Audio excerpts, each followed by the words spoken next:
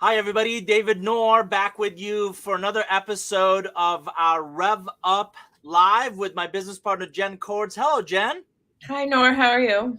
I'm doing great, thanks. Good to have you. And for our audience, it is great to be back. We took a little time off in the series for the summer hiatus. Jen, I'm gonna flex on my business partner for a second.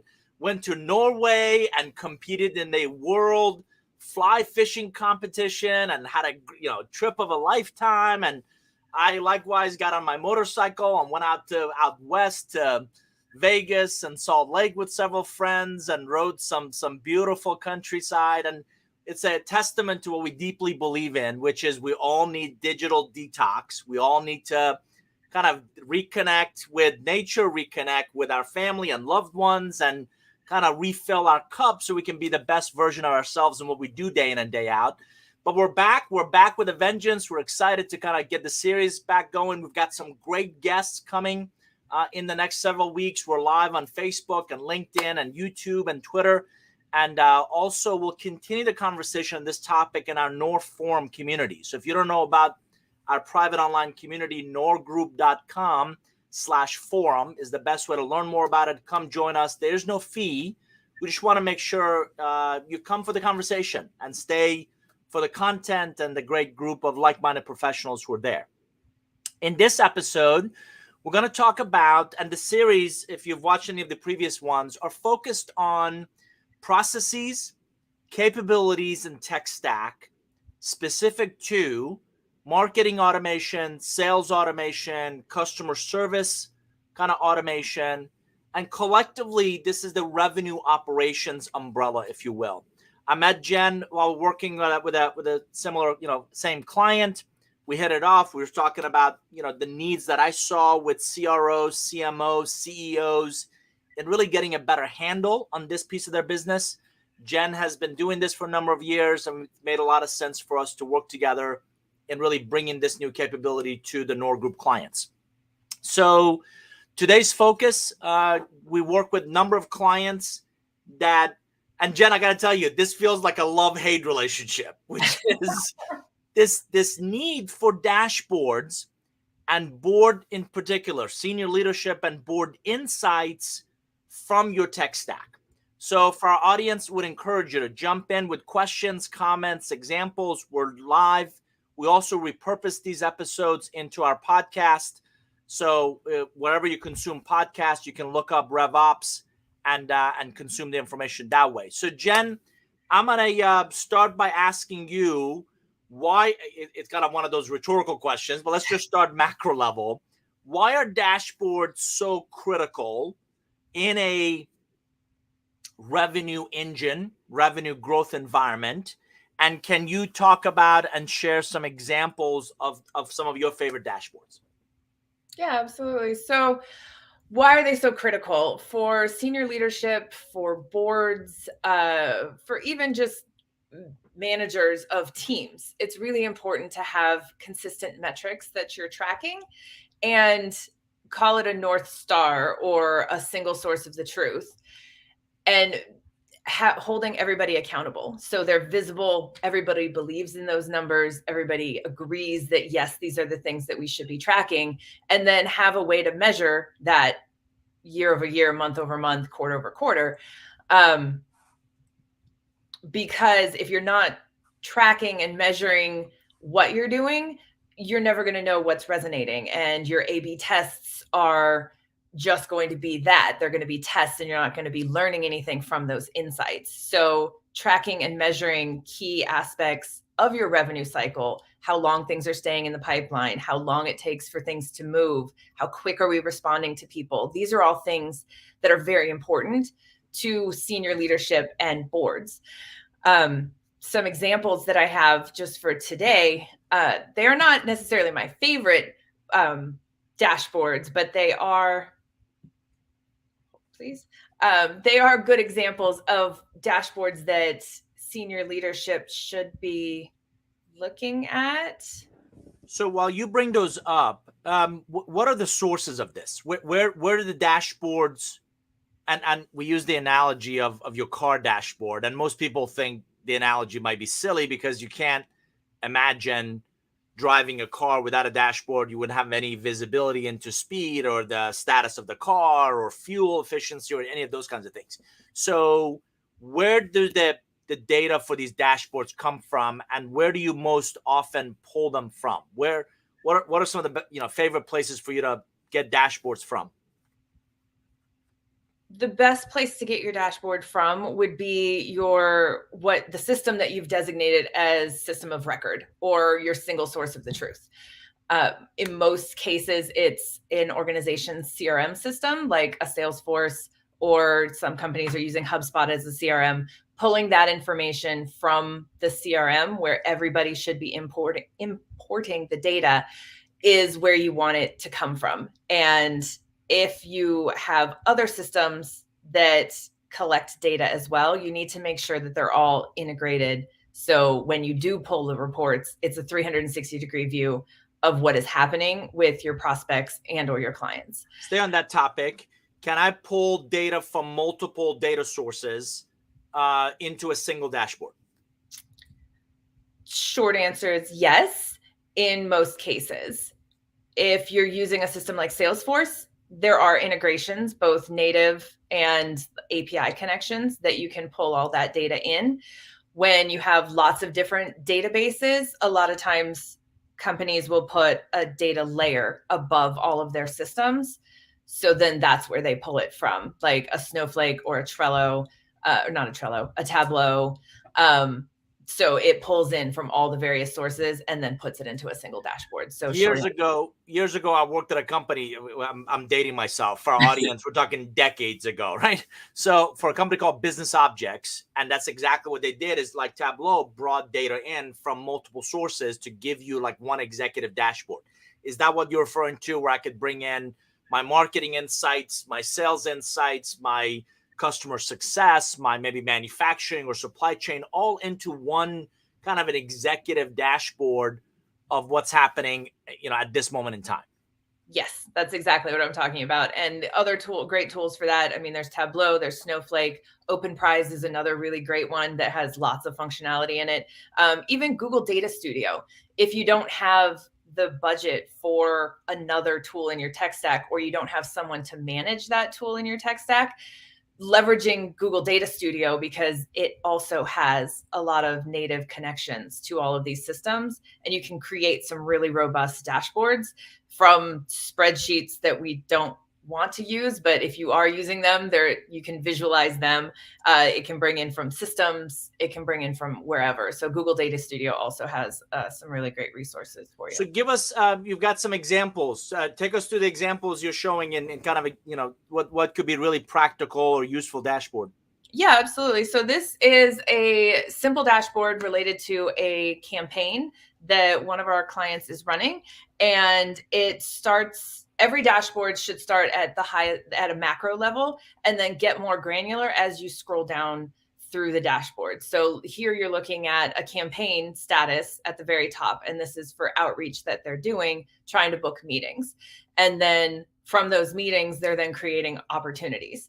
And so we're looking at the number of people we're talking to, where are they in that sort of life cycle? But then once we do get a meeting booked, how are those then converting into opportunities, and where are they in the various stages as well? And so macro, a little bit more granular, and then the next slide down, these are the same second row, and then we're even deeper in here where we're breaking it out by channel. Each one of these tiles is supported by a report underneath it, where you can click right here, view report, under any of these, and you can get deeper into that data and look at the who, what, where, how long have they been sitting in these various stages, and other insights like that. Why do I care about those details? Which details? So you said if I start at macro level and then drill down on the details, why would I care about the details? Because when you're looking at this type of dashboard, you want to see what's resonating, and you also want to identify trends of where something might be getting stuck or where something's moving really well. And so by looking not only at the macro level, you're also then getting deeper and more granular to see how well those contacts that you started with are performing. And one of the challenging aspects of dashboards is belief in the credibility, the viability of the data. Yes. I track stuff in my notes. I've got stuff in spreadsheets. I've got stuff in emails, and your dashboard from your system doesn't really represent the hustle I'm putting into the work that I do. What's wrong with that scenario? Disparate data sets is what's wrong with that scenario. When you're tracking something in a spreadsheet or an email, that data is living in a silo. And so if you're not putting that data into system of record, for in this case, Salesforce, it basically doesn't exist. And so it has to be a cultural shift for everyone within an organization to ensure that the data and the activity that they're doing is represented in that system of record. So not only do they get credit for what they're doing, but also we can use those insights to learn and make the business better. So I'm spending a lot of time with leadership teams and boards, and particularly when I'm finding, this is fascinating, when things are going really well, they want to know, the astute ones anyway, what's the root cause of the successes, right? So why are we doing well? Why are we suddenly closing more business? Why are we getting more opportunities? Why are we getting more at bats? Why is this particular marketing campaign working? The less astute ones just believe, and this is a prevalent one at the moment, you're going to chuckle at this, they believe COVID growth equals forever growth. So the growth that they benefited from, the tailwind during the global pandemic, they believe it was either something of their own doing, right? Or that's just going to continue. And that's myopic at best. You've also seen when things aren't going well, they really turn on the magnifying glasses and they want to know the nth degree of detail. Have you found the same, that those are the two scenarios where dashboards and reporting and leadership conversations really get elevated? I have in both cases. And the ones who think COVID growth is forever growth are really doing a disservice to their business and not learning from what they did during COVID to shift and adjust to maybe sustain half of that going forward. But yeah, it's definitely two sides of the coin. When things are going really well, oh yeah, numbers, it's great. When things aren't going well, I need to know to the nth degree of where is that lead, who followed up with it, how quickly did they follow up with it. And so it just kind of depends. But if you have that North Star and you've agreed from the very beginning what those metrics should be, and those are the ones that you reinforce with everyone, board, senior leadership, it really makes the conversation a little bit more seamless. So related to dashboards and senior leadership, how are you seeing them used, Noor, within senior leadership teams and in board meetings? Yeah, I often talk about reactive reporting. We got a board meeting coming up next week. Let's scramble and throw in together what we can to put in front of them. Yes. And I think of proactive communication. And if I can for a second go back to the analogy of the car dashboard, the more recent models show you tire sensor, tire pressure sensors, and this tire is low. That is proactive communication that if you choose to ignore, that probably won't go well, right? It's going to strand you in middle of the night on, pouring rain on side of a highway somewhere. So I really appreciate conversations with leaders who have a cadence to the business, have a regular review. And Jen, you've heard me talk to executives and boards about this, and I've written extensively about it. Not just key performance indicators that are lagging indicators, but really leading drivers. So how can we, as an organization, get better at anticipating? What is social? What is sentiment? What are the predictive analytics we can do to try to anticipate ahead of us, not as, again, really insightful data, not just what's behind us. Again, most organizations can run reports from what we did and the last campaign and how did that go. And when world-class organizations, I'm just going to use an example of retail a second. When Walmart can tell you how many flavors of Crest toothpaste they sold in Anchorage, Alaska in the last 15 minutes, that's incredible data insights that near real time that you can act on. Conversely, I've had conversations with leaders. Well, what worked for you last month? Well, let me tell you from gut feel or intuition, right? And not really the cadence of the business, not really the data insights from the business, not really that proactive communication that your tire sensor pressure is telling you something may be off, maybe an anomaly. It's an indication that pull over and check it out. There's a nail or screw in that tire, or for whatever reason, there's an anomaly that you need to pay attention to. And it goes back to leading by exception, leading with as simple as green, yellow, red, right? Green, everything's doing great. Yellow, there's some things we got to pay attention to. Red, drop what you're doing, and let's really focus on not just what's happening, but why. And that proactiveness, I don't see as often, which leads me to ask you, talk about some best practices in creating and utilizing great dashboards for sales, for marketing, for leadership, and that board meeting that's coming up. The biggest best practice for all dashboards and any type of reporting is to make sure that you have consensus and everybody agrees that this is the data that we're going to be using. So make sure that everyone agrees that Salesforce is going to be your system of record, would be step number one.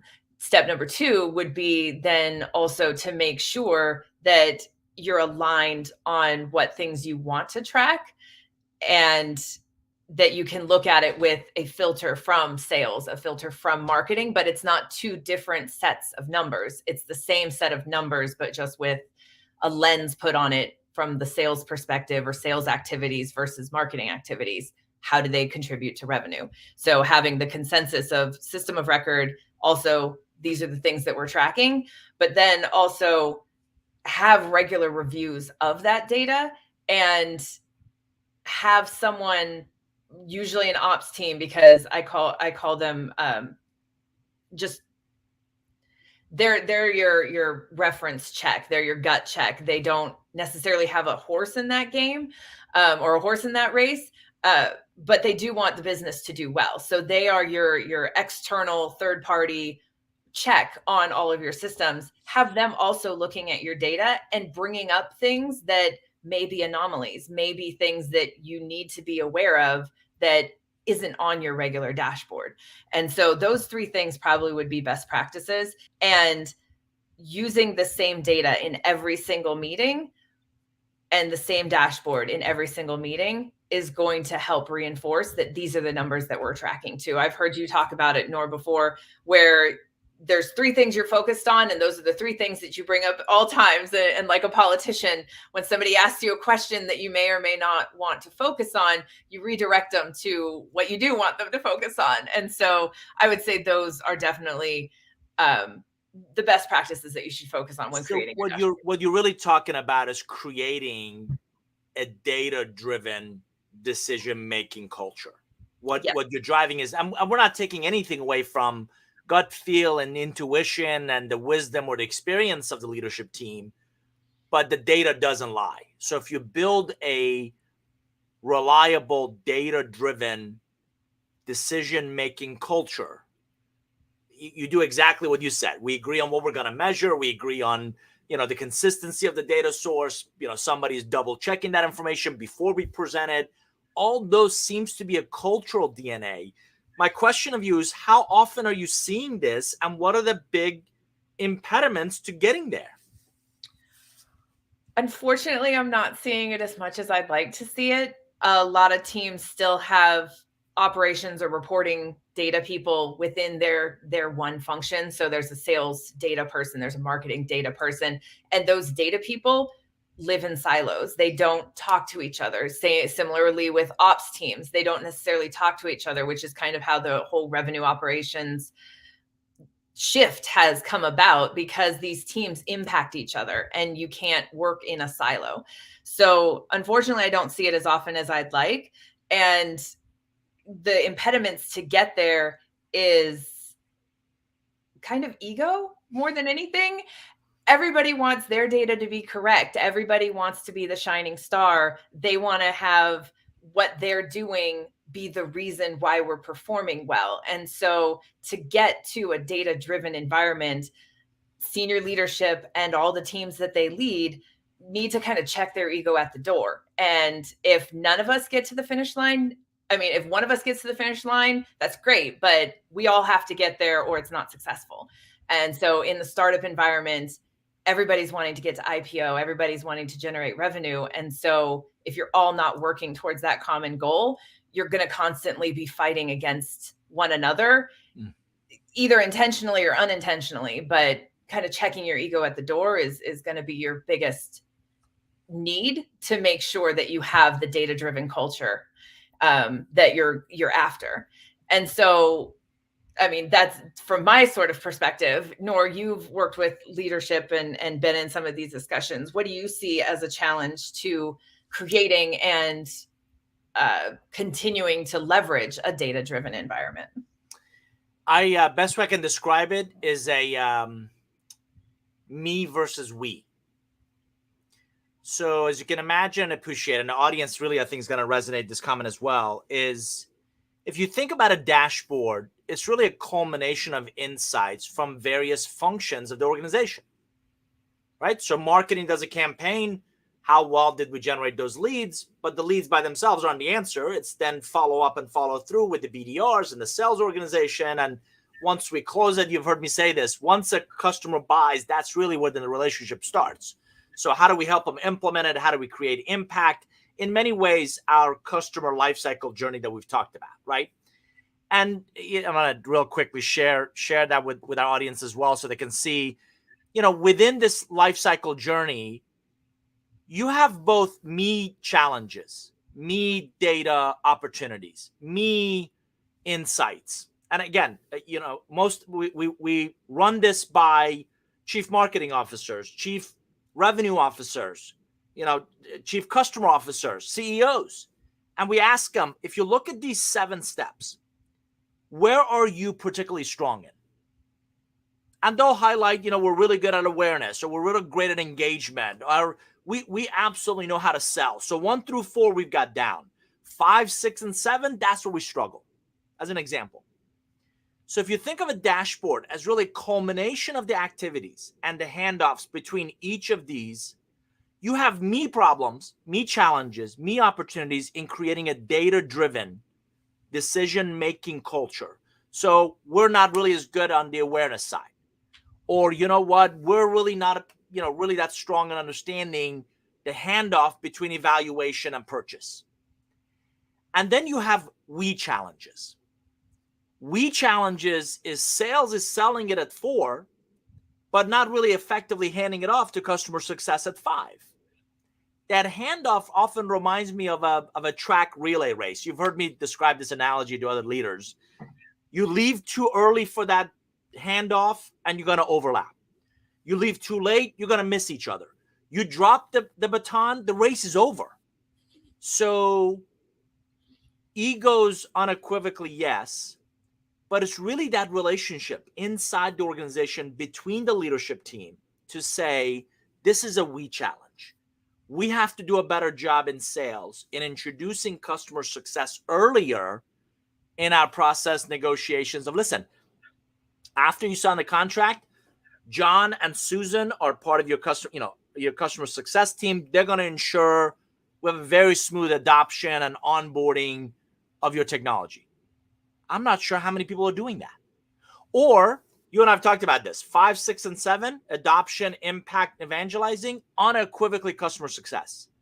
But you better also have marketing and sales involved if you want to build a deeper, richer relationship with that client so they buy more of your products and services. And a lot of times, marketing and sales are not involved. That's their problem. It's us and them. And whenever I walk into an organization and hear us and them versus we, you know it's not clicking on all cylinders. You know that's not an organization where there is buy and there's buy-in on the data, on data-driven decision making, on a consistent look and feel about not just what's happening but why. So let me ask you the same. Pitfalls you've seen leadership teams, and particularly in their prep for board meetings and the insights that board needs. What are the pitfalls you continue to see in our client interactions? There are numerous, but I'll narrow them down to 3. One of the biggest pitfalls is shadow data.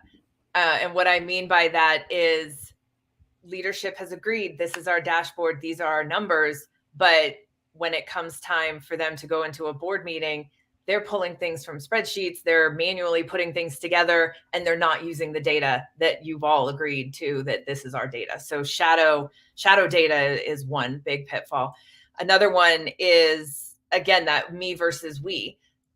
They, again, agree that it's a we problem, we're going to solve it, etc., but they will still work and have their own version of numbers that they'll talk about as well that contradict the dashboard. And then it creates, I guess, a ripple effect that then the rest of leadership is asking questions. Is that data in the dashboard actually accurate? If I can go pull the data in a different way and make it look differently, you can make data look however you want it to. And that's why the consensus is really important on the best practice side. The last one probably would be around not, how do I want to say this? The last one would be not having all of your systems connected and not having that single source of truth or the system of record, or having data live in silos. Customer success is off over here having conversations that sales knows about, but there's no way to tie the two pieces together. And so not fully integrating your entire tech stack is going to be a problem to have a complete and trustworthy set of dashboards and or reports. Yeah, those are the consistent ones that we see. Companies really struggle with. The shadow data is a really interesting one. And as I said earlier, I've got notes in spreadsheets. I've got notes in, my notebook. And why isn't that in our dashboard? It's a classic case of garbage in, garbage stays. Yes. Right? Either if you don't put it in, or if it's not accurate or updated, you're going to really struggle in consistently finding insightful dashboards that you can use. Well, and related to that, and leveraging the dashboards in a way to drive the business, like in what ways do you believe boards in particular are interested in dashboards when they're having their quarterly or monthly business reviews of their investments? I'm going to reference both my time in the private equity arena, but also what I've seen more recently with senior leaders, and I'm also moderating board retreats. Jen, it starts with any kind of an investment. So if it's a private equity or VC or anybody wants to invest, obviously they're going to look at a lot of reports. But again, a lot of reports are showing you lagging indicators. They're looking for as near real time, not just information, but insights from that information. And that's what a lot of people miss out on reports. The reports just give you a bunch of data. It's really the analyzing of that data to get the insights from it. And I don't want to even stop there. It's the impact, the actionable steps, course correction. Should we invest? We've got the right CRO, but the wrong CMO. We really need a seasoned, chief customer officer to really be the third leg of the stool between marketing, sales, and then customer success, the actionable next steps, prioritize pursuits that the insights provide become invaluable. So I'm seeing it, obviously, as investors looking at near real-time data of what's really happening with this business. And for our audience, a lot of boards right now are looking at, they're evaluating what I just said earlier, is the growth you experienced in the last 2.5, 3 years, COVID growth, where it honestly was nothing of your own doing. The industry, you were a protected, or you're deemed an essential business, so you kept going with the home construction, or they bought because they needed a way for their workforce to work virtually, or Jen and I both ride motorcycles. The power sports industry sold a whole lot of brand new units. Why? People wanted to get out and they had disposable income. They weren't going on vacations, so they bought all these brand new units. And that whole, many in the dealership community believe it was something of their doing. Magically, mystically, we just became rock star marketing and salespeople. No, you were basically my only option, right? So astute boards are asking, was COVID growth anything of your own doing, or was it just the ecosystem, the environment in their investments? Now, as the economy cools off a little bit, where we got inflationary pressures, do we have the right team? Are we investing in the right places? If I got fat, I want to cut some of that fat. But what I don't want to do is cut into the muscle and the bone, because economies are cyclical. And that's the worst thing we can do, is cut so deep that we're not really in a position to benefit from the recovery. Those all come from dashboards. Those insights, those conversations I'm sitting in on are coming from, let's look at what kind of lead generation campaigns are we doing? How well are we able to convert those interests into opportunities? Where are the stages in the opportunities? Why are some stages taking longer than others? Churn. I was having a conversation with a mutual friend of ours yesterday around customer success, and why in so many organizations it's not seen as a strategic differentiator and a strategic asset. It's almost like an afterthought. Well, I found some data that you have exponentially a better chance of selling more to an existing relationship than you do a net new one. Well, I mean, on that note, a lot of businesses aren't even looking at their customer acquisition costs in a measurable format. Yes, they'll look at it point in time, or what their PPC ads are doing for acquisition, but from a holistic, how much did that person buy, contract value, et cetera, they're not even looking at it. So yeah, attracting new is always more expensive.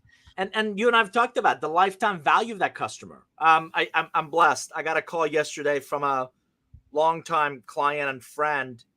I think it's my 8th speaking engagement with her organization since 2008. If you think about, a lot of professional speakers get in and speak once and they're done. It's highly transactional. Get in, do your thing, get paid, leave. The real value comes in the tenure, the longevity, coming back with fresh ideas to speak to that group. So we actually coach a lot of clients. What if you focused on fewer but deeper, more meaningful relationships? And Jen, as you pointed out, that's where dashboards come from. That 360-degree view of that customer makes that maturity life cycle really come to life, of how well do we know them? How consistently do we work with them?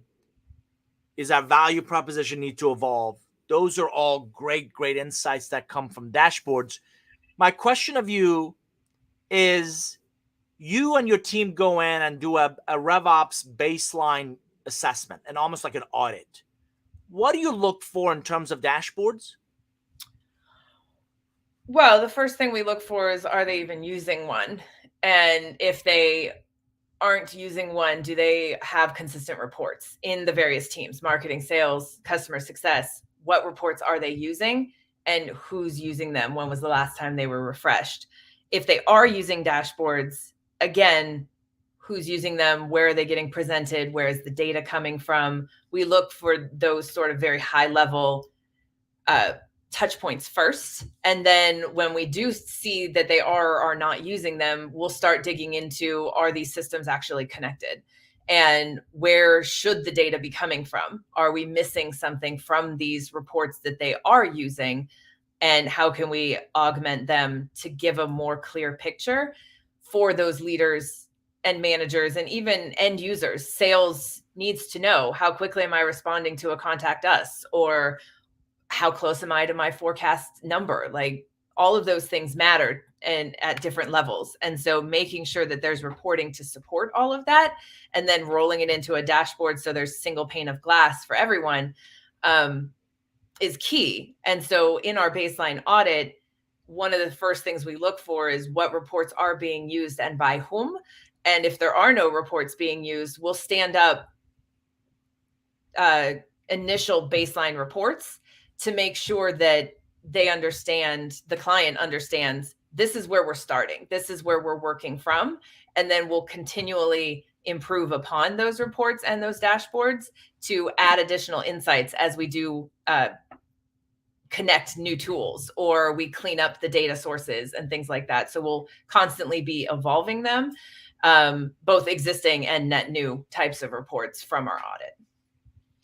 And so with those dashboards and with senior leadership using them, and investors now paying more attention to them, you mentioned that astute investors and the board members are now incorporating them in various facets and those insights that you were mentioning into their decisions and their interactions with leadership teams, both before, during different engagements, and then also after. Like, why do you believe that's a trend that we're seeing more and more?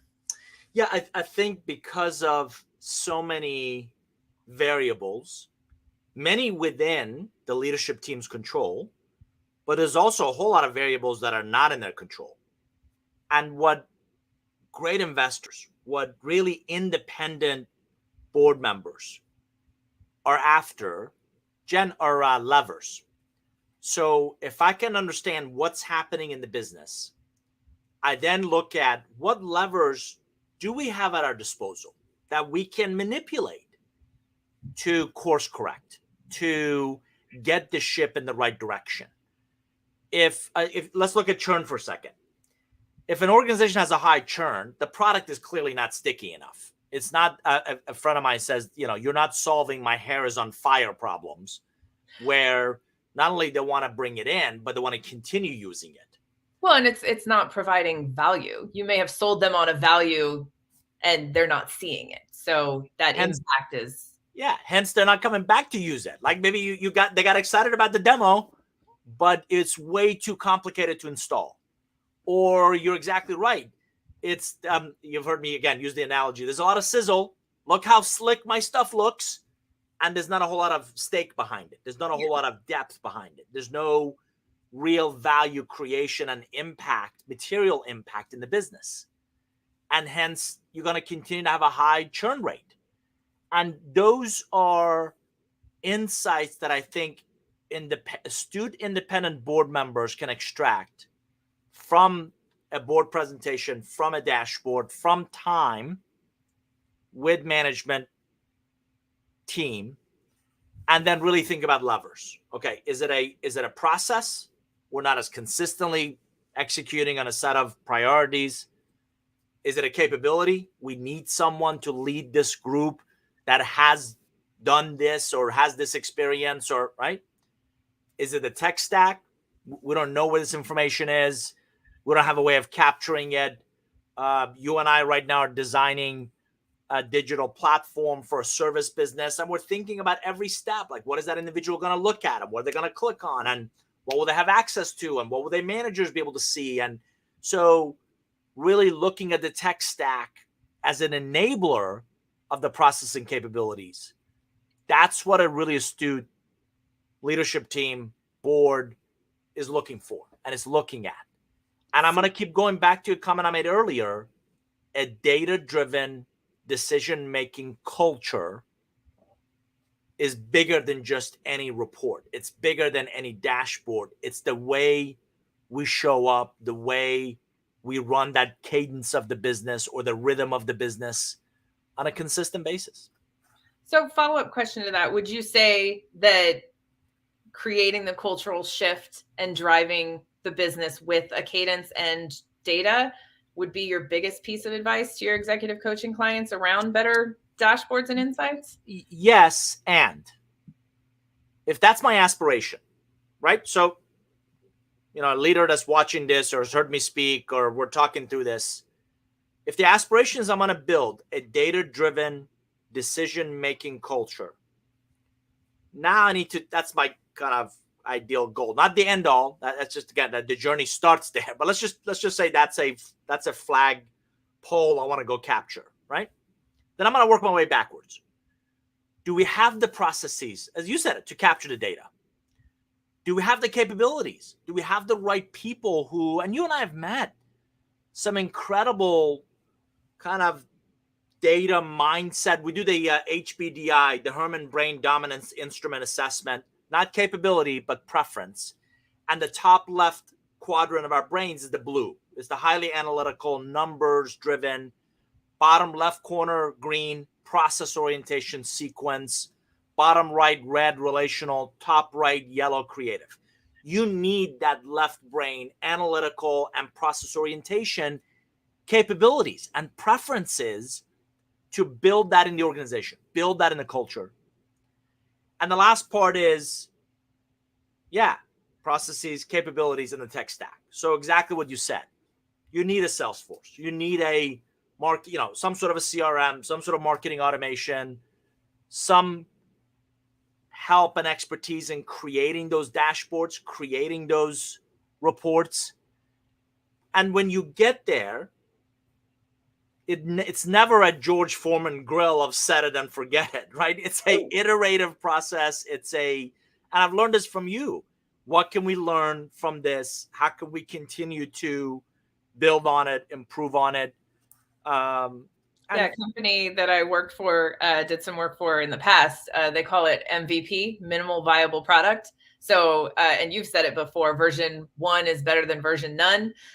So how can you iterate? Like what's the smallest, most productive, insightful thing that you can create right now? And then how do you build on it and constantly change it and constantly improve upon it? So again, I want to give you the final comments on dashboards and board insights. What piece of advice or nugget would you give again clients you work with on not just why they're important, but how to create more productive, more useful iterations of it? Probably the biggest piece of advice I would say is that if you aren't looking at them consistently and if you don't know what your numbers are in your business, stop and ask those questions. Find your ops person, find your data team and ask those questions just to get better understanding of what is happening and then really engage with them to glean some of those learnings and contribute to, well, it'd be great if we could do X. Give them your outcome that you're after, and then allow your ops or data team to then build you something that will help get you there. And try and break some of those silos. Become really close with, if you're the CMO, go sit in with the CRO and have those conversations and figure out how you guys can have a symbiotic relationship and actually help each other and then work together to create those dashboards. So I would say dig into your data. And if you're not sure or you can't trust it or everybody's doing spreadsheets and there's no consistency, that would be a really big red flag that says you probably should spend a little bit more time cleaning things up and creating consistency across the organization. So on that note, for our audience, on behalf of my partner, Jen Kortz, thanks for joining us. Thanks for being here. We hope this session on dashboards and board insights from your tech stack has been useful to you. As a reminder, we're both active in our Norforum community. We'd encourage you to come join us at norgroup.com/forum, where we'll talk more about these. We'll share insights, articles, perspectives. Jen has a whole RevOps group, and she posts regularly ideas, insights, articles in there. So we'll encourage you to come join us and learn more about this evolutionary space and what a key piece of the business we believe to be incredibly critical to the long-term success and viability of the business. We also repurpose these live sessions into our podcast. So look for Rev Up wherever you consume podcasts. I'm going to be back shortly for Curve Benders. So again, come join me on LinkedIn, Facebook, YouTube, Twitter, and we'll do an episode on Curve Benders. Until next time, thanks for joining us, and we'll see you soon. Thanks, Jen. Thank you. Bye, everybody.